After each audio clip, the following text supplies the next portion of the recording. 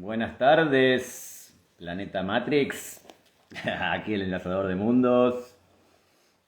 Eh, Sean bienvenidos.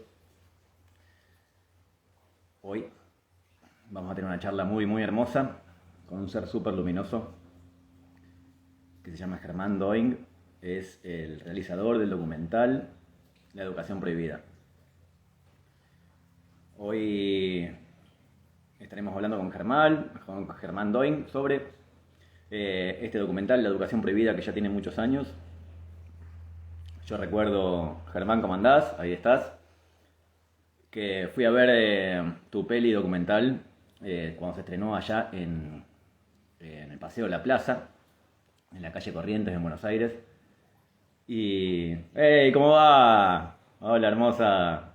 Abrazo a toda mi gente querida de Chile. Y fui a ver el documental y vos sabés que me cambió la idea de todo. Me cambió la idea de todo. Me voy con un mensaje, porque después lo pasé en mi espacio, en Despierta Espacio, y varias veces viniste vos, Germán, también a dar actividades ahí en Despierta, y me quedé con una frase de todo eso. La escuela es una fábrica de empleados. No lo dice literalmente, pero a mí me quedó esa frase, que la escuela es una fábrica de empleados. Y ahora que mi actividad principal en mi día a día y la que más disfruto es el papá de Malena, mi hija de 14 años, todo eso que hablaste en el documental me queda dando vueltas y todo el tiempo estoy viendo cómo reorientar la educación de mi hija hacia algo que realmente la haga sentir plena y feliz. Así que te voy a invitar, Germán, para ver cómo podés colaborar, ¿no? Con esta búsqueda que tienen los padres, las madres. A ver, ahí ya te mandé. Gracias a todos por estar. Hola, Germán, ¿cómo andás, genio? Buenas, bueno, ¿Cómo ¿qué estás? tal? Qué Bien, bueno gracias verte de por la invitación, vuelta. Lea. ¿Te fuiste para dónde estás? ¿En Córdoba? No, estoy en No, Chacarita ahora, volviste más a cerca de lo Chacarita. que... Vamos. Qué bueno, volviste al barrio. Sí, sí, acá estoy, así que, che, bueno, un placer, gracias por invitarme. Un alegrón, por fin se dio. Te cuento un poco de este proyecto. Eh, Hace ya un tiempo que estoy recibiendo mucha información, canalizaciones que tienen que ver con la creación del nuevo mundo, donde se expresan varias áreas, ¿no? Lo que es la parte de la economía y la cooperación entre seres para pensar una nueva forma de relacionarnos a través de lo económico, desde un nuevo paradigma laboral. Me vienen también canalizaciones que tienen que ver cómo la autogestión en la salud, salirnos del sistema de salud convencional que solo sirve para favorecer a las multinacionales farmacéuticas. Y también me viene mucha información con respecto a el nuevo paradigma educacional, ¿no? Si bien todos ya estamos inducidos en esta forma de hacer las cosas, en todas las áreas, ¿no? Puntualmente con lo respecto al educacional, tu documental, película, La Educación Prohibida, que recién estaba recordando, lo fui a ver en el estreno, allá en el Paseo de la Plaza. ¿Hace cuánto fue eso ya? Y van a ser unos 9 años este año en agosto. Sí, qué loco. Eh, que bueno, varias veces lo pasamos ahí en mi espacio, en la educación prohibida, lo pasamos varias Ujú. veces y siempre hasta la llena. Estuviste ahí también dando actividades en su momento Y y bueno, un alegrón conocerte y que se dé que nuestros mundos se hayan cruzado. Y bueno, nada, lo que respecta a nuestra entrevista de hoy tiene que ver mucho con eso, tiene que ver mucho con la situación actual, ¿no? De este comienzo de clases, los niños distanciados, separados de sus amiguitos en burbujas, con el barbijito, con la maestra con la máscara, que no se entiende lo que está diciendo, que ellos tampoco se los escucha bien. Como decía hoy al principio, mi actividad principal en este plano y la que más disfruto es ser el papá de Malena. que tiene 14 años, que este año comenzó el segundo año Ujú. de la secundaria y el primer día de colegio eh, se sintió incómoda, le dieron ataques de pánico y tuvo que llamar a la mamá para que la pasen a buscar.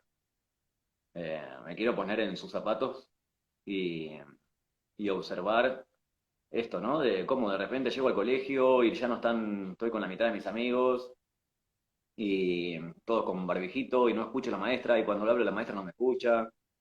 Una situación, no podemos hacer nada en el recreo, hay un montón de condicionamientos y la verdad es que supongo bastante incómodo le habrá pasado y que habrá sentido, ¿no? Que le agarró ataque de pánico el primer día de clase y tuvo que salirse del colegio. Justo estaba viendo tus historias de Instagram, en las que contaban las secuelas de la dictadura anterior, no esta, la anterior, en la cual se produjeron bastantes situaciones que hasta el día de hoy siguen sucediendo, ¿no?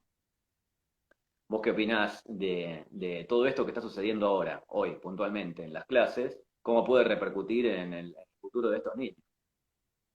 Yo creo que, honestamente, creo que en realidad lo que más afecta a los niños, a las niñas, es la manera en la que nosotros, los adultos que estamos alrededor, compartimos con ellos y nos relacionamos con ellos y de alguna manera la manera en la que nosotros les mostramos cómo vemos el mundo.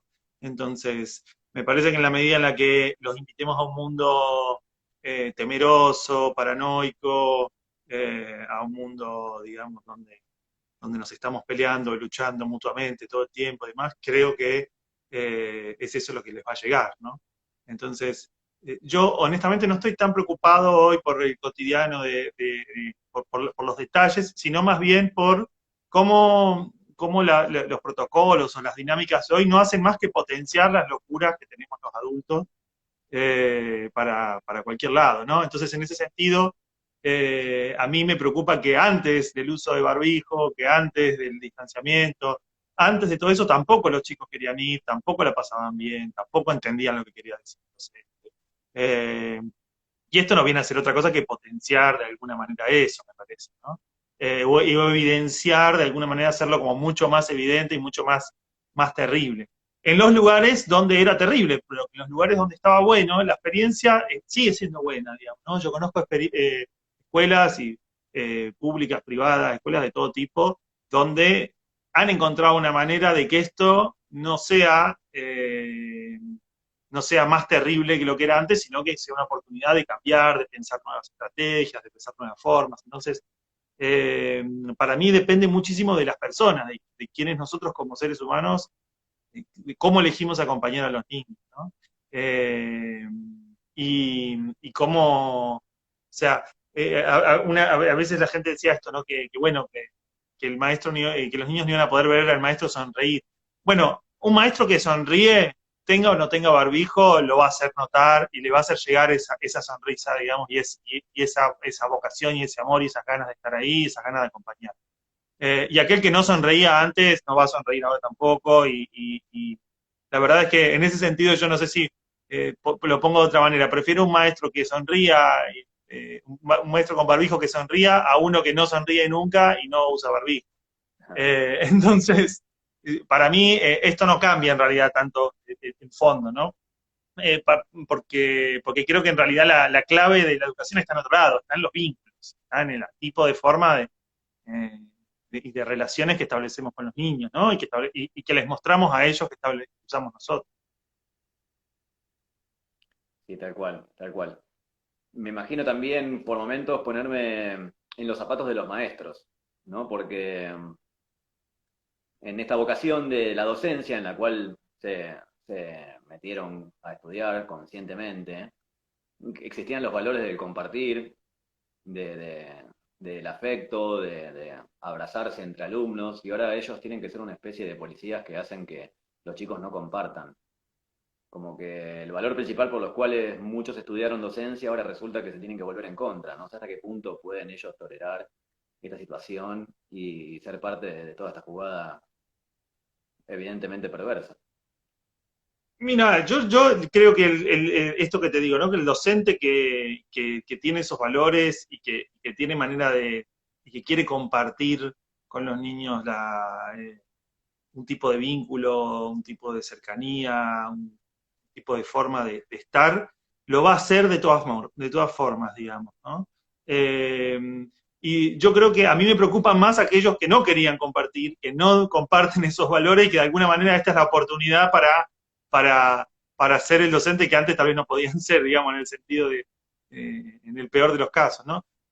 No creo que sean ni la mayoría, ni uno ni otro. A mí me parece que esto, que tiene más que ver con el trabajo que tenemos por delante, tiene más que ver con lo que cada uno en su ámbito, en su aula hace, ¿no? Porque yo he escuchado estos testimonios de docentes que también entienden los riesgos que implica, entienden las dinámicas, las disposiciones y todo eso, y las comparten o no tanto, pero saben hasta dónde hacer a un lado su compromiso con el vínculo con los niños, ¿no?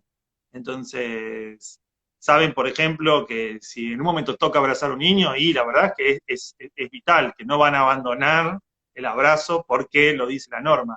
Eh, o sea, hay de esos, ¿no? O hay de aquellos también que encuentran la manera de transmitir eso que consideran necesario eh, por el bienestar de los niños y las niñas. Para mí igual la clave es, eh, eh, yo creo que no hay que comprar, no hay que comprar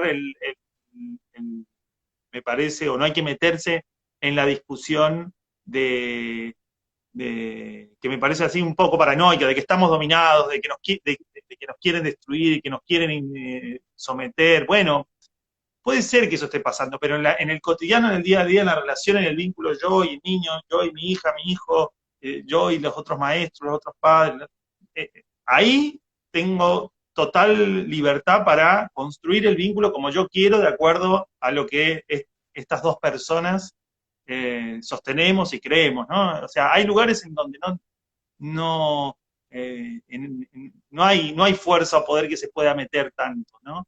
Entonces me parece que ahí lo mejor que podemos hacer es mirarnos o acompañarnos desde un lugar muy, muy honesto, muy sincero de lo que está pasando el otro que está ahí frente a nuestro, ¿no? Entonces, si, por ejemplo, vos mencionaste el caso, tu caso personal, si yo veo a un niño o una niña que está realmente la está pasando mal y se está encontrando con una situación de agobio, de malestar y demás, bueno, ahí hay que hacer algo, digamos. Yo no puedo decir, bueno, jodete, porque es así no, quiero decir, esa es la mala acción, no es puntualmente el protocolo, eso está fuera de nuestro poder. Lo que está en nuestro poder es cómo yo, aquí ahora, puedo acompañar a ese niño, niña, a ese docente, a esa madre, padre, para que vivamos lo que toca vivir en este momento de la manera más potente posible, de la manera más empoderada posible, que, que de alguna manera aborde nuestra necesidad, ¿no? Porque a veces esa es otra, digamos. Por ejemplo, para mí una cosa,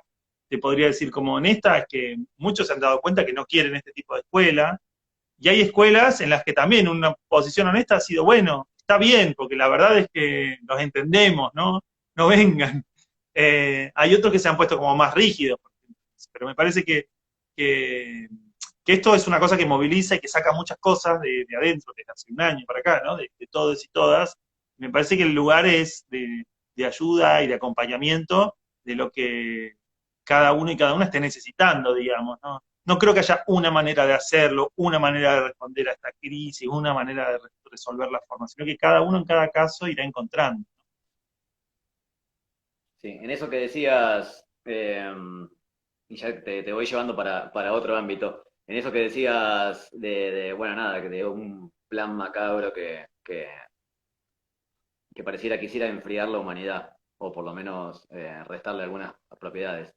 Que bueno, por un lado es evidente que sí, pero por otro lado también coincido con vos de que deberíamos conservar nuestro foco en crear lo que realmente nosotros deseamos para nosotros, en vez de dejar que ese plan siga avanzando sobre nosotros y nuestros hijos, ¿no?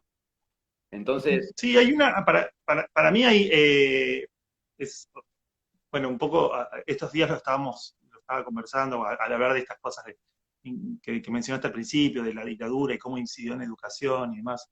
bueno, es un tema amplio, ¿no? Como para hablar, pero sí me parece como una cosa importante traer es que, y que tal vez los que trabajamos con niños, tal vez lo tenemos muy presente, ¿no? Y es que no hay en realidad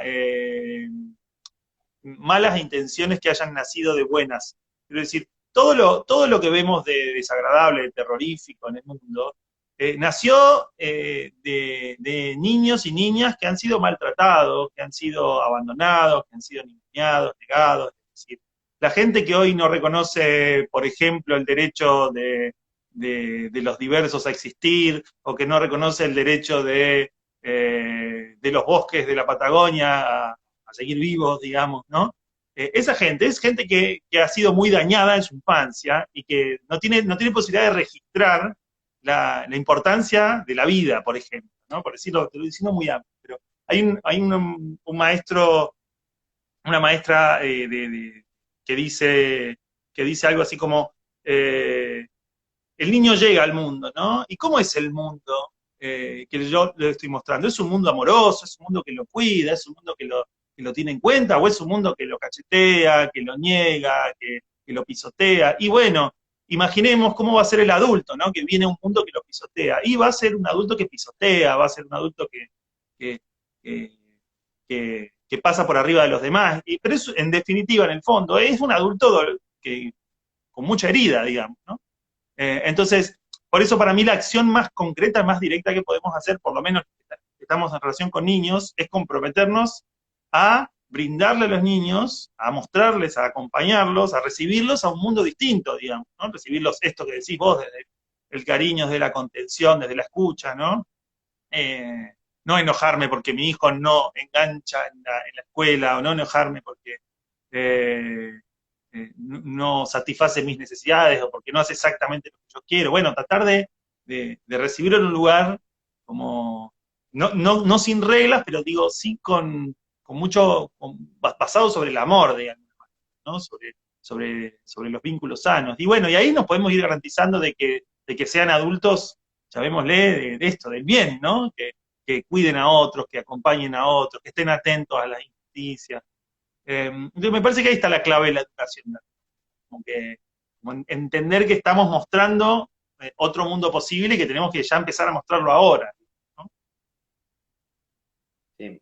Para los que recién se enganchan y para los que vean luego este video, quiero recalcar que Germán Doy es el autor de la película documental de Educación Prohibida, que está libre en YouTube, que la pueden ver cuando quieran.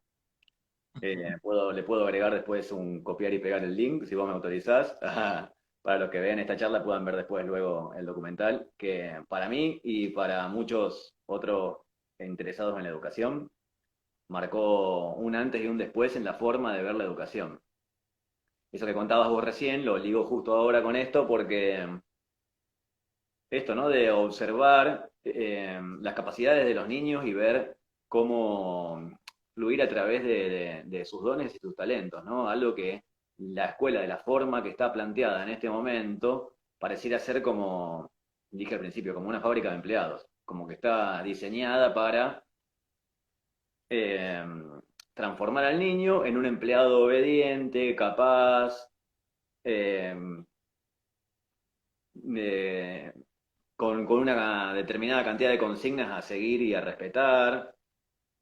Yo siempre sentí, por ejemplo, el hecho de que más importante que matemáticas, geografía, lengua y todas las materias era el hecho de estar ahí con el pelito bien cortado, bien aseado, bien vestido, llegar temprano, tomar distancia. Creo que todo el ámbito de obedecer sutilmente me resultó la sensación de que era lo más importante de todo, de que el contenido que estaba recibiendo, ¿no?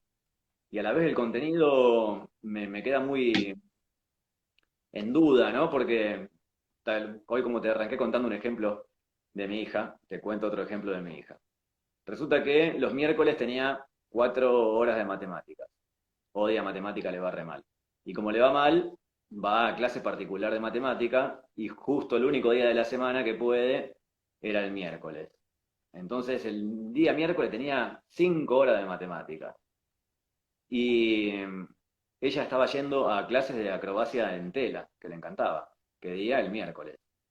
Entonces, fíjate que la decisión, tuvimos que tomar la decisión de dejar de hacer algo que le gustaba y que explayaba su verdadero ser para hacer algo que no le gustaba. Entonces, ¿cuántas veces hacemos eso, no? Como que mañana tiene un examen, entonces hoy no podés ir a la clase de lo que vos te gusta, o no podés ensayar, o no podés hacer aquello porque tenés que hacer algo que no te gusta y lo tenés que hacer igual. Esa obligación que los padres estamos de alguna u otra manera co-creando el sistema educativo, ¿no? Porque podríamos de alguna manera decir, mirá, mi hija, la verdad, matemática no le va, no le interesa, creo que para esta altura ya sabe sumar, multiplicar, dividir. Yo te digo, sinceramente, hasta la tabla de tres simple me sirve. Y de ahí para arriba no me acuerdo más nada. O sea, los miles de horas que tuve de matemática después de la tabla de tres simple fueron un relleno que no me llevó para ningún lado, que en todo caso se podría haber dado como una orientación para los chicos que están interesados y que quieren seguir luego esa carrera. Pero lo cierto es que hoy por hoy, teniendo una calculadora científica en cada teléfono, eh, bien podría ser que nos expliquen cómo usar la calculadora del teléfono y reducir un poco esa carga horaria que es muchísima, me parece, ¿no? Y empezar a incentivarnos en lo que sí realmente nos gusta y nos hace ser nosotros mismos. Eh, Siento esa falacia como muy pronunciada en el sistema educativo actual, ¿no? Como que también lo observé en el documental tuyo, como que en vez de prestar atención a cada uno de los chicos, qué es lo que realmente le fluye de sus dones y su talento y intentar potenciar eso, es como que a todos meterlos en un formato de que tiene que haber esos contenidos, ¿no? Y claro, sí, como te pones a pensar y lo observás, claramente, esos contenidos son los que le sirven a los dueños de las empresas que son los que están financiando el Estado y indirectamente la educación. Y nosotros, Sí, básicamente, tiene esa lógica. Nosotros estamos preparando a niños a que no les falte nada en el plano material. Entonces, estamos cediendo esas horas y esa inversión para colocarlos en el sistema laboral una vez que terminen de estudiar de la mejor manera posible. Y bueno, nada, eso. Quiero que si te querés explayar en esa visión, ¿no? Porque es la que... sí, y la escuela que sí, que forma principalmente trabajadores, es la del siglo XX, ¿no? Y a eso se le ha sumado, yo creo que la del siglo XXI, que se combina con los medios de comunicación y demás, donde no solamente forma trabajadores, sino consumidores, ¿no? Consumidores que de alguna manera solo piensan, o solo pueden imaginar su futuro en el ámbito del consumo, y ahí es donde el trabajo cobra sentido, ¿no? Porque no es trabajo ya no para la realización y demás, es para poder consumir. Entonces hay algo que creo que ya va un poco más allá, digamos, ¿no? Del discurso, por ejemplo, del siglo XX. Eh, pero, pero sí, y esto que mencionás, o este ejemplo que mencionás, está muy claro, para mí está muy claro en las experiencias, creo que yo, todos, ¿no? Me parece que, bueno, yo apoyo y creo en una educación libre que de alguna manera esté atenta a las necesidades, a la historia, a los intereses de cada niño, de cada niña, y que entienda que potenciando eso es donde van a realmente aparecer las otras necesidades, los otros intereses, que posiblemente sí tengan más que ver con la matemática o con otras cosas, en función de un proyecto de vida, de un propósito real. Sí hay algunas necesidades y conocimientos básicos, sí, claro que los hay. Vos mencionaste alguno, esto, bueno, la regla de tres simples básico, y sí, es bastante conocimiento básico, que está bueno que esté, pero cómo llegamos a eso, yo creo que no tiene tanto que ver con la currícula obligatoria, sino con ayudar a que cada uno y cada una encuentre qué es lo que quiere hacer, encuentre su potencial, su sueño, y que de ahí, si empezás a escarbar, en realidad, por sea el rubro que sea, te vas a terminar encontrando eventualmente con la necesidad de aprender lo básico, ¿no? Entonces, así es como en general trabajamos en educación libre, como dejando espacio para que los niños y las niñas se acerquen intuitivamente a lo que más les interesa, a lo que más les... Y para la mayoría de la gente tal vez duda o tiene miedo de esto, pero lo cierto es que la experiencia de las escuelas libres es que los niños y las niñas terminan aprendiendo lo básico, pero sin la carga y el peso eh, que tiene, por lo menos en la escuela convencional, ¿no? Es que sí, debería ser. Y Te hago una pequeña interrupción para contarte lo siguiente que observé desde la experiencia de mi hija. Existe un costo de oportunidad en el tiempo que están ellos sentados aprendiendo eso que el sistema considera básico para su inserción laboral como consumidor. Y ese tiempo que están aprendiendo ahí es un gasto de energía que hace que cuando después salgan del colegio, esos otros contenidos que vos decís que están buenísimos, que tienen que ver con su desarrollo, no tengan la energía para continuarlo. En sí. nuestro caso sucedió así. Ella salió del colegio y ya no quería saber más nada con nada, ni con lo que le gustaba. Pero como cualquier proceso biológico y como el cuerpo humano y el ser humano es una máquina fascinante que logra curarse a sí misma y sanarse, es algo que se puede recuperar, porque ese costo de oportunidad, de hecho, es hasta el día de hoy. Es decir, hoy cada uno de nosotros adultos, haciendo o sosteniendo un trabajo que no nos gusta, que no nos genera bienestar, que no se conecta con nuestras ganas y con nuestro deseo, hay un costo de oportunidad. Cada día que perdemos y que invertimos en alimentar la estructura de un sistema que no nos interesa, es un día que perdemos de invertirlo en transformar nuestra vida, digamos, ¿no? Entonces eso, o en apoyar la causa que nos interesa, o en trabajar en pos del sueño o del proyecto colectivo que tengamos. Entonces eso en realidad es la vida de alguna manera.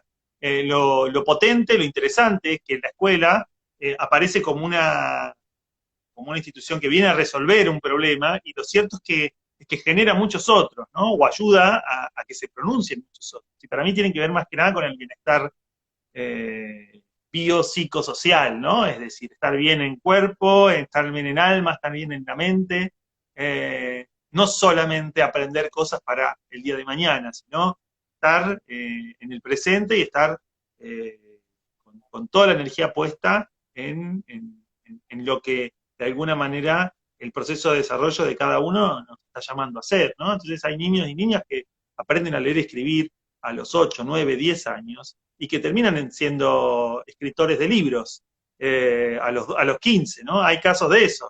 Y uno dirá, pero a los 7 no aprendió a leer. No, si hubiese aprendido a leer a los 7 o a los 6, como pedía la escuela, tal vez no estaba escribiendo libros, porque en ese momento estaba haciendo lo que tenía que hacer, que era jugar, por ejemplo. Yo soy como muy defensor de que los niños jueguen el mayor tiempo posible.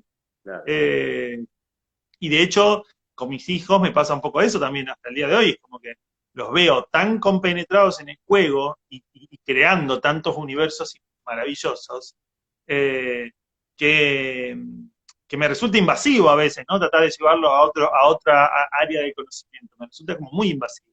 Entonces, bueno, eh, es, creo yo que tiene que ver con esto, y tiene que ver con esto que hablamos al principio, porque hay un registro que, si bien obviamente no es el peor de todos, pero hay un registro que queda cuando viene la institución, viene el sistema, viene el Estado, viene mi padre, mi madre, y me dice, no, ahora no podés hacer esto que necesitas y que te guste, y que vitalmente te interesa, tenés que hacer esto otro. Ahí hay un desconocimiento, digamos, muy grande, ¿no? Del pulso vital. Entonces, volvemos a la pregunta que te dije antes. Bueno, ¿cómo es el mundo al que yo llego? Y el mundo al que yo llego es un mundo al que no le importa en absoluto qué es lo que tengo ganas de hacer ahora. Y bueno, ¿por qué a mí me habría de importar lo que tiene que hacer que tiene ganas de hacer el otro? ¿Sabes? Y hay algo de eso que hemos vivido todos. Y de hecho, que tiene que ver con, con el individualismo, ¿no? Es decir, cada uno está en su bloquecito, en su cubículo, eh, cuidando su vida y no la del otro. ¿Y por qué? Y porque lo cierto es que nadie cuidaba, no nos sentíamos cuidados, no nos sentíamos observados. Eh, entonces, hay algo de eso que, por eso yo digo, a mí tiene menos que ver con el ámbito del conocimiento académico y más que ver con el desarrollo del bienestar, digamos, ¿no? Como personas, pero también como colectivos, como sociedad. Es muy hermoso todo lo que estás diciendo y gracias por llevar luz a todos los que están viendo esto y lo que van a ver luego. Te cuento que esto pertenece a una serie de videos que estoy haciendo en Instagram que tienen que ver con las áreas de empoderamiento que el ser humano debiera considerar para pasar al nuevo paradigma, para crear ese nuevo mundo, díganle era de Acuario, díganle quinta dimensión, díganle nueva humanidad, salir de la Matrix, salir del sistema, pongan el nombre que quieran, no importa, lo importante es avanzar en esto del empoderamiento, de las verdaderas facultades del ser humano, tanto para adentro como para afuera, para relacionarse con sus pares, otros seres humanos, como para relacionarse luego también con el planeta y el resto de los seres vivos y minerales y todo. Entonces, cuando hablo de esto, ¿no? De que contaba al principio, que tengo entrevistas que tienen que ver con el empoderamiento de la salud, dejar de depender del sistema de salud, empezar a cuidarse y en todo caso a utilizar remedios naturales, gestionarse la salud de uno mismo y no depender de la autoridad que es el médico. También me refiero a la parte que tiene que ver con la alimentación, ¿no? O sea, apreciamos nosotros los productores de nuestros propios alimentos y vemos de qué forma entre nosotros, sin depender de empresas y estados y ONG y lo que fuera, podemos hacernos llegar nosotros la mejor calidad de alimento posible. Y cuando hablo de la parte de empoderamiento en la economía, que hasta incluso podríamos intercambiar esos dones y servicios por esos alimentos. Y de hecho, bueno, todo esto queda grabado en el IGTV, así que los que sienten ganas de revisar los videitos que puse ahí, ahí están. También tengo un proyecto en YouTube que se llama Diccionario del Nuevo Mundo. Está en la página de YouTube que se llama Despierta Espacio, que son palabras que ayudan a pensar este nuevo mundo. Ese proyecto está abierto a que cada uno que sienta ganas de agregar una palabra más a esta creación del nuevo mundo, porque imagínate que pensar y actuar en un nuevo paradigma con las palabras del viejo mundo va a ser muy difícil. Es como que si rompemos una computadora con un martillo no significa que con el martillo la podamos reconstruir, ¿no? Necesitamos herramientas nuevas para pensar. Y bueno, en esta que se dio que pudimos contactar, es muy rico, muy enriquecedor que vos estés aportando todas estas herramientas para pensar este empoderamiento en la educación, que es cómo vamos a hacer para que nuestros hijos sean libres, restándoles ese temor de que no van a encajar en el sistema o no van a ser autosuficientes o cuál es el problema de no encajar en el sistema. Ojalá, el día que venga mi hija y me diga que va a dejar el colegio para dedicarse a algo que realmente le gusta, para mí va a ser el día más feliz de mi vida, va a contar con todo mi apoyo. ¿Qué necesitas? ¿Una computadora nueva? ¿Que te pague esto o aquello? Bueno, dale, sí, lo mismo. O sea, el gasto que uso en el colegio lo voy a usar para ayudarte a desplayarte, ¿no? Siento que hay un punto, por ejemplo, a esta altura, 14 años, segundo año del colegio, que creo que los conocimientos básicos ya los tiene. O sea, sabe leer y escribir a la perfección, matemática, geografía, historia, que es todo mentira, pero no importa. Inglés a la perfección.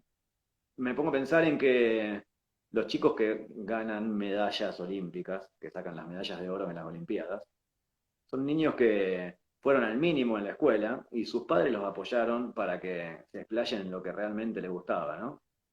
Entonces vos fijate qué diferencia entre los que ponen como prioridad el cumplir con la escuela como si fueran una reencarnación de Sarmiento y en los que ponen en prioridad en desarrollarse en lo que les gusta, ¿no? Ahí hay una... Entonces, esto a mí me da la pauta de que si vos vas al mínimo en la escuela, digo como alternativa a los que no tenemos la chance de llevarlos a una educación libre, pues de momento, como alternativa, pienso que estaría bueno que si los chicos que pueden dedicarse más a lo que les gusta y los padres lo pueden apoyar, incluso si se llevan muchas materias e incluso si dejan el colegio, no tendrían que tener el miedo de ver cómo me inserto en el sistema, porque en todo caso, yo también lo que menos quisiera es que mi hija se inserte en el sistema. Ojalá, ojalá pueda ser sustentable con lo que le gusta, ¿no? Y si el día de mañana necesita, queda todo grabado por IGTV. Si el día de mañana necesita insertarse en el sistema porque quiere estudiar en la facultad o decide ser un engranaje de la maquinaria perversa porque quiere trabajar en una empresa, entonces bien podría hacer el bachillerato para adultos, que hasta se puede hacer online, que hasta se puede hacer en un año, como que ese acondicionamiento para entrar en el sistema está disponible más adelante, que no tengan miedo de dejarlo ahora, que se puede retomar en cualquier momento que así lo sientan, si es que de verdad lo sienten. Está ese miedo de que si no terminaste el secundario no sos nadie y no podés encajar en ninguna empresa y la autoestima también sufre un deterioro en el cual esa persona siente de que no fue nadie y como que algo pasó en su vida que está incompleta. Pero bueno, ese es otro tema. Y lo que te quiero preguntar es, ¿cómo podríamos pensar momentáneamente una desescolarización? Para los que no tenemos la chance de ir de encontrar una escuela libre o financiarla, porque al final resulta que, por lo menos en Capital, es mucho más caro llevarlos a una escuela donde está más la filosofía Waldorf o Montessori, ¿no? ¿Qué otras alternativas tenemos para los que vivimos en una ciudad? Bueno, en primer lugar, de hecho, esto que mencionabas de las escuelas en la ciudad de Buenos Aires, esas son escuelas, o sea, son escuelas formales. Eso, en gran parte, eso las hace bastante caras. Eh, la desescolarización implica abandonar la idea de la escuela. Es decir, pensar formatos otros, ¿no? Que no son necesariamente la escuela, es decir, que no garantizan un título, que no garantizan ese tipo de aprendizajes, pero que sí invierten energía y disposición y tiempo en otros, ¿no? En otros procesos, en otros seguimientos, en otros campos. Entonces, ¿cómo? Mira, yo a nivel personal lo que hice fue fundar un espacio, de un espacio acá en Chacarita para recibir a niños, adolescentes de 2 a 18 años que quieran vivir sus aprendizajes y su infancia de una manera distinta, ¿no? Y bueno, la verdad es que no es una escuela, digamos, lo que hacemos es un espacio que puede, para los que van a la escuela es complementario y para los que no van a la escuela es un espacio que, que los acompaña en su desescolarización, ¿no? Pero principalmente esto, crear espacios otros, no escolares, ¿no? Crear espacios de compares, con adultos que inspiren, que nos acompañen respetuosamente. Es decir, no hace falta una gran estructura gigantesca de escuela, ¿no? Hace falta simplemente esto, tener personas disponibles, dispuestas, y sí que se observen a sí mismos, ¿no? Que sean conscientes de sus limitaciones, de sus frenos, de su historia, de sus heridas, para no poder pasarlas a los chicos, ¿no? Esto para mí es como que es vital. Entonces, hoy, este momento es medio una oportunidad para eso, porque un poco el cambio, las dificultades que generó la pandemia, los cambios dentro del sistema educativo, los que empezamos hablando en la conversación, y para muchos claramente no son una opción, ¿no? No, no tienen ni el deseo ni las ganas, tanto las familias como los niños, y con mucha razón, de que sus hijos pasen por una experiencia de ese tipo. Entonces, y hoy la verdad es que también la institución tampoco puede hacer mucho al respecto, porque es lo que hay, es lo único que puede ofrecer formalmente. Entonces, hoy hay una ola muy grande de gente que está sacando a sus hijos de las escuelas, o dejando de llevarlos, digamos. Pero Y que, padres gestando proyectos que tienen que ver con eso, porque esto que recién sí, dijiste hace un minuto, el Estado no está interesado en financiar este tipo de operaciones. No, está a la por vista. ahora no, por Está a la ahora vista no. porque vos pensás que las escuelas públicas sí las financian porque tienen el mensaje que el poder quiere transmitir. Las escuelas de la iglesia también las financian. Mi hija va a una escuela de la iglesia que es 80% subvencionada. ¿Y por qué no subvencionás una Waldorf o una Montessori?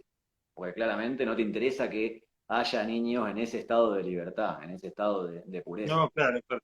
Porque hay como muchas estructuras de poder que sostienen, que están detrás de eso, ¿no? En definitiva. Y ha sido tan grande el esfuerzo que ha puesto la historia en consolidar la escuela, que ahora tener que cambiarla es muy difícil, digamos, es honestamente muy difícil, porque si no aparecen las corporaciones de estos, de las iglesias, la iglesia o las instituciones religiosas representan un porcentaje muy grande de todas las escuelas privadas. Entonces tienen un lugar muy grande de poder, digamos. Lo mismo, cierto tipo de corporaciones de escuelas privadas también, que tienen sus intereses creados y sostenidos y sus acuerdos, ¿no? Entonces estas experiencias son marginales, ni siquiera aparecen en la mesa de decisiones, ¿no? eh, para que estas experiencias puedan tener un lugar, digamos, en un país que tiene 50.000 escuelas. Estas experiencias en todo el país serán 500, 600 experiencias. Entonces, es poco para, para pretender un lugar de representación, ¿no? Es más bien, me parece que el camino es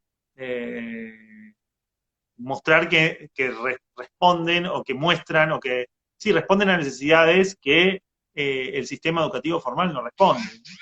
Eh, y bueno, y mientras tanto buscar la manera de que se puedan hacer sostenibles, ¿no? Ahí alguien pregunta porque, porque que son de élite por lo cara que son.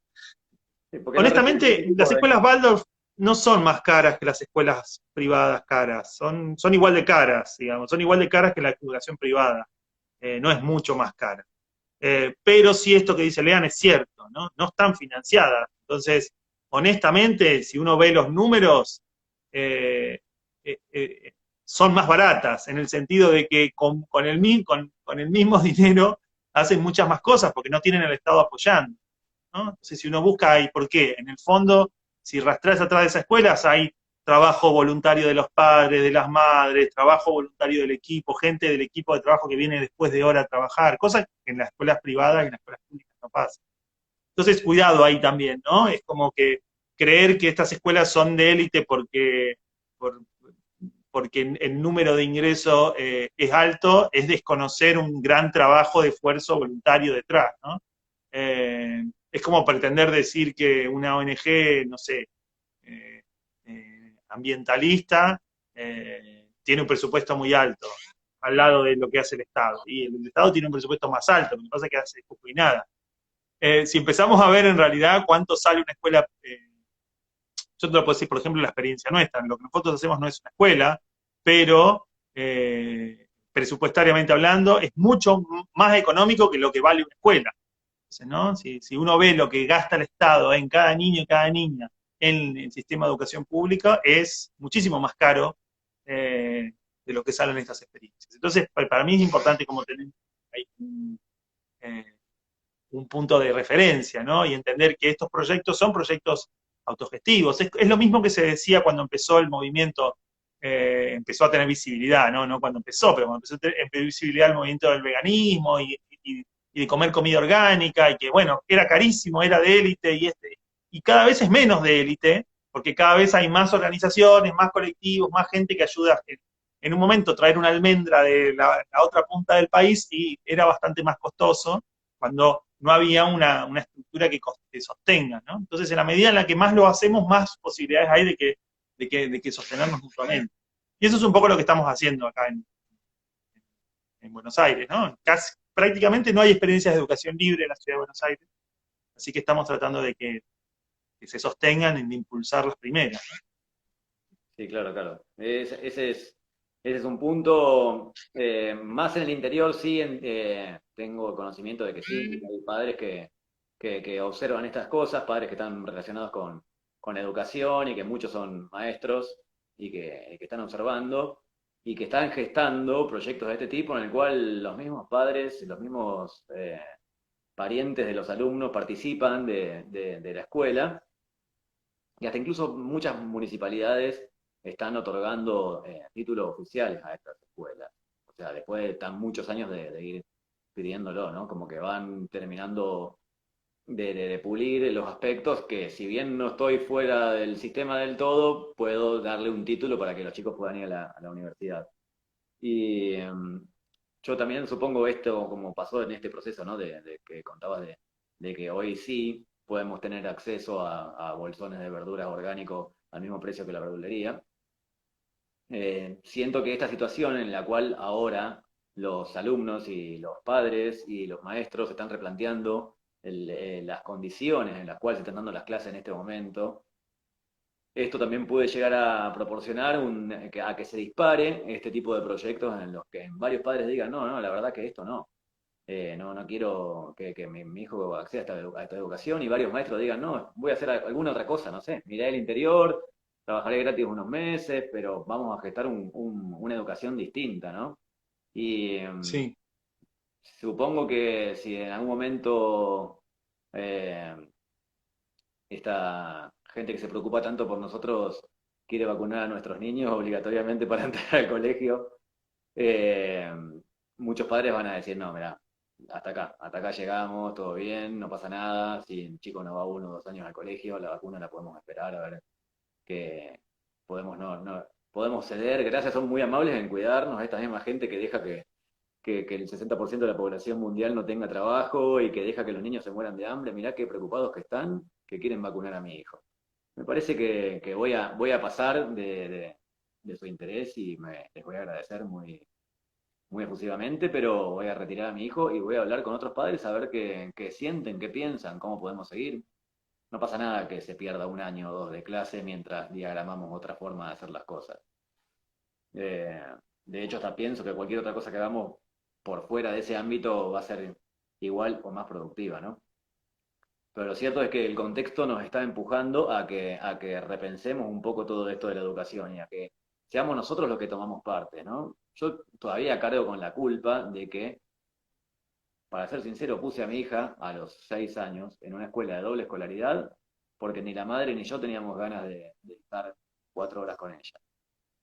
Entonces, digo esto, ¿no? Hacer un mea culpa de los padres. O sea, nuestro rol de cazador de dinero es más importante que nuestro rol de padre. Los trajimos a los niños al mundo para que los eduque otro o que pasen más tiempo con otros que con nosotros. Eh, todo este tipo de preguntas filosóficas, tarde o temprano, tienen que empezar a estar en nuestra mesa, en nuestras vidas, ¿no? Porque, digo esto, ¿no? ¿Para qué los trajimos si no le vamos a dar pelota? Hay veces que a los 6 meses de edad ya están en un jardín maternal. ¿Por qué? Porque tengo que salir a buscar dinero, porque el mandato de esta sociedad dice que soy una persona exitosa si trabajo 8 horas y gano tanta cantidad de plata. ¿Por qué no? ¿Por qué no nos podemos turnar? Debería ser que, digo, ¿no? Como una situación lógica. ¿Vamos a tener un hijo? Bueno, tenemos 9 meses para pensar cómo vamos a organizarnos y tenemos 4 o 5 años más para pensar cómo lo vamos a educar, ¿no? Qué bueno que eso fuera una de tantas charlas que tengan las parejas durante el día, que puede durar entre 5 minutos y media hora, no es que no tenemos que romper la cabeza, ¿no? Pero si le ponemos un poquito así de atención al estado de presencia que conlleva ser padre, quizá podríamos resolver esto, ¿no? Podríamos haber hecho, en mi caso, encontrar una forma de que los dos trabajemos medio turno y que sea equitativo. 4 horas la tenés vos, 4 horas la tengo yo y las otras 4 horas estamos juntos y las otras 4 horas cada uno es un individuo afuera de la casa y afuera de sus trabajos, ¿no? Podríamos repartir el tiempo de maneras más evolutivas para todas, para todos y para los niños también, ¿no? Porque esto de llegar a la casa ya sin energía, cansados, todavía tienen que hacer la tarea, todavía se tienen que bañar, tienen que merendar. Es como que las chances de jugar solo, las chances de compartir con sus padres, ya se las comió las horas de escolarización. En este punto, siento que debiéramos cada uno en su ámbito particular reflexionar, ¿no? Porque hacer las cosas en piloto automático nos está llevando a vivir una vida un tanto caótica para nosotros y para el entorno, ¿no? Porque esto se ve con claridad. La sociedad humana, quiero ser optimista, pero en este ámbito tengo que decir que no para de empeorar. Lo veo así cada día. Y salvo pequeños focos de gente que encara una visión y le da para adelante como vos, y te agradezco por tu servicio a la humanidad. Y sos un faro que ilumina a que otros puedan sentir y pensar, que yo no hubiera llegado a estas conclusiones si no hubiera sido por tu película documental de educación prohibida que ayudó e iluminó a mucha gente. Y bueno, y es un poco eso, ¿no? Es como decir, si no, una de las cosas más, con respecto a esto que decís, es que, es que no, hemos perdido un poco el registro, pensémoslo de esta manera, ¿no? De ser buenos padres, buenas madres, de estar presentes, como que no tenemos como una brújula muy clara que nos diga bien cómo es, ¿no? Entonces, no es tan fácil, parece fácil, pero no es tan fácil. Y en ese sentido, lo mismo con la escuela, ¿no? Es decir, cuando decías esto, hay, hay, hay muy poca formación en perspectivas así alternativas, como para que sea una cosa simplemente de demanda. No es solamente una cosa de demanda, de que no hay tanta gente que quiera escuelas y que no están reconocidas, sino simplemente es que son pocas personas que se comprometieron en pensar una manera de hacerlo distinto y que lo pueden llevar adelante, ¿no? Y te digo, yo me dedico a este tema hace como 10 12 años, y estoy sosteniendo la primera experiencia así propia en la ciudad de Buenos Aires, una experiencia sin fines de lucro, accesible, digamos, que tiene una búsqueda así como muy radical, que quiere incidir políticamente y todo. Y así todo es difícil en el cotidiano sostenerlo y que la experiencia no se, eh, no se cristalice, ¿no? Es como que todos los días hay que hacer un esfuerzo extra como para desaprender, de construir las dinámicas como heredadas de la escuela, ¿no?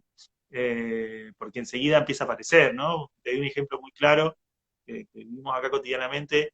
Nosotros diseñamos la propuesta para que no funcione, como dijimos, esto no es una escuela, así que no tiene por qué funcionar 5 días a la semana, nos parecía mucho.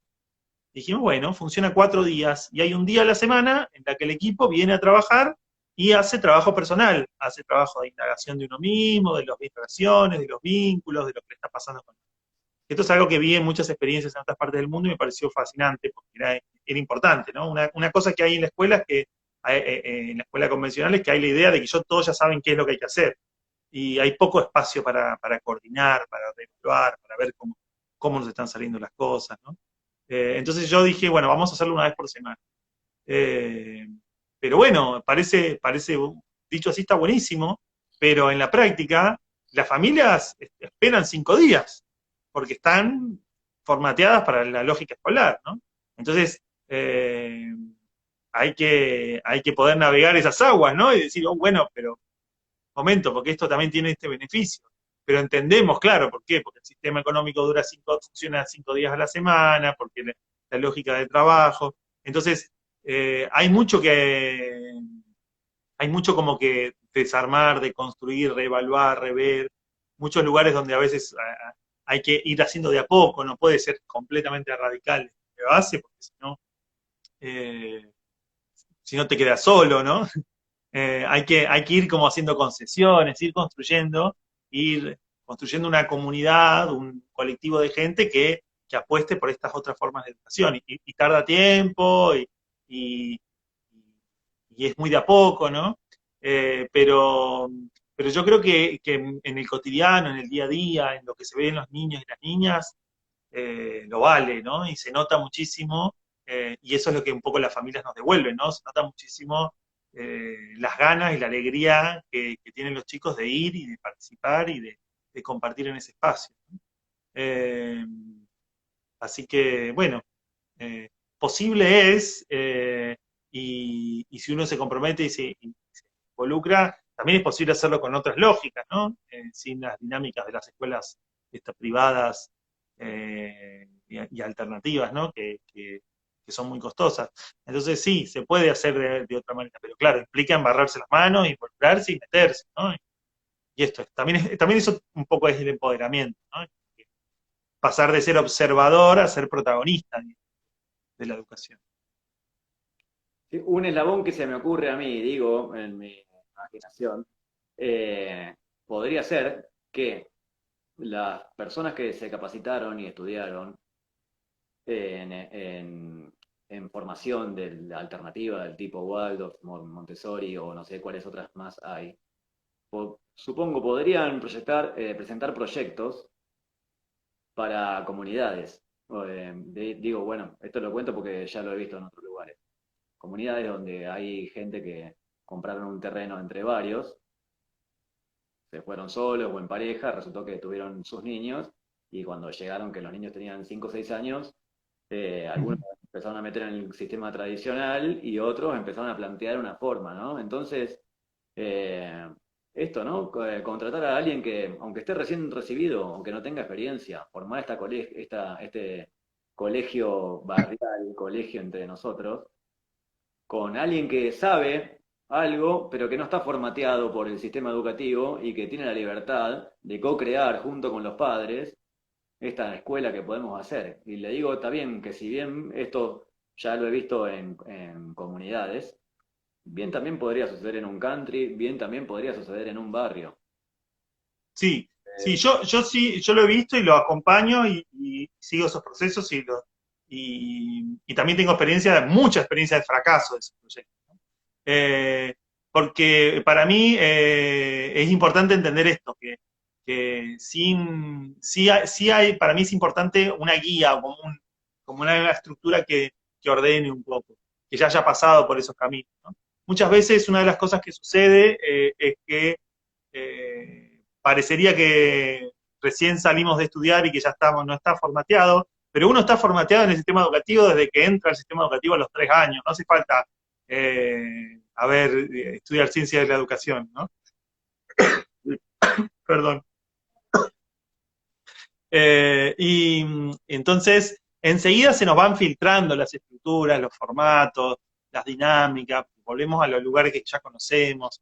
Entonces, eh, pero sí, por ejemplo, este últimos meses yo he ido acompañando a por lo menos tres grupos de familias que están iniciando experiencias de educativas en sus casas de manera rodante a armar una estructura que garantice esto, el proceso de transformador, ¿no? Porque si no, esto, muy fácilmente, es muy curioso como muy rápidamente caemos en los lugares comunes. Eh, pero sí, claramente para mí es por ahí, es por grupos y comunidades que se autodeterminan y que dicen, vamos a hacer nosotros la educación que queremos para nuestros hijos, eh, y, y que toman las riendas de eso, ¿no? De ese proyecto. Esa es la verdad que acá donde dice, por ahora el camino sería educarte como padre, para acompañar la educación. La verdad que sí, es educarnos como padres, hacernos cargo de nuestra paternidad y ver cómo lo podemos hacer. Y ahí, como dice Sabri, y yo no la puedo pagar, me encantaría acceder. Bueno, entonces inventémosla nosotros si no la podemos pagar. Seamos nosotros los que los gestamos. Acá hay un proyecto, acá en Mercedes, cerca de donde vivo, de mi casa, donde vivo yo, que es una escuelita que funciona con padres y con algunos maestros de educación alternativa. Y bueno, los padres están todo el tiempo participando de la clase, en mantenimiento, limpieza o lo que fuera, y los viernes hacen empanadas y las salen a vender a los almacenes y les hacen pedidos. Ya se sabe que la escuela se funciona con las empanadas. Y los padres no ponen un solo peso, solo ponen el viernes, digamos. Se toman el viernes en el horario que puedan, que tengan libre, para ir, algunos para hacer la masa, otros para hacer el relleno, otros para salir a venderlas, y así sucesivamente. O sea, solo les lleva un bloque de 4 horas el día viernes, financiar la Sí. escuela. Y después siguen yendo a la escuela en la semana, en el momento que sientan, a participar de lo que sientan que pueden colaborar. Atender la escuela de tu hijo como si fuera su habitación, su casa, tu casa. En eso, esa reeducación deberíamos de tener. Incorporar la educación como algo de alguna manera orgánico a nuestra vida, como es comer o dormir. Ujú. Y entender. Sí, sí, conozco esas escuelas, ya visité varias y de hecho tengo algunos en común acá, los muchachos de Mercedes también, que nos hemos cruzado en algunos encuentros. Eh, y, y como esos hay montones y montones de formatos distintos para hacerlo, ¿no?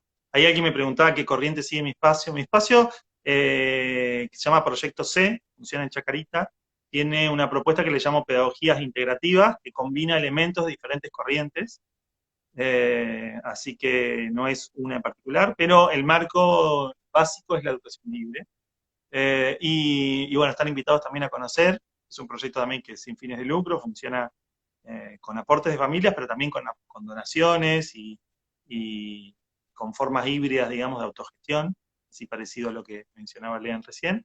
Eh, y, y bueno, y hay algunas otras preguntas de los métodos, pero quería también compartir, ya para dejar por si alguien quiere conocer un poquito más, que en el usuario de la educación prohibida yo voy compartiendo materiales, cosas, recursos, y dentro de otras cosas para los que quieren conocer más también, que es una forma de empezar también, más que nada como padre, madre, hago un curso online de introducción a educaciones alternativas como para poder conocer cómo funciona este universo, cómo funcionan estas escuelas, ¿no? Qué características tienen, qué pros y contras, qué elementos, ¿no?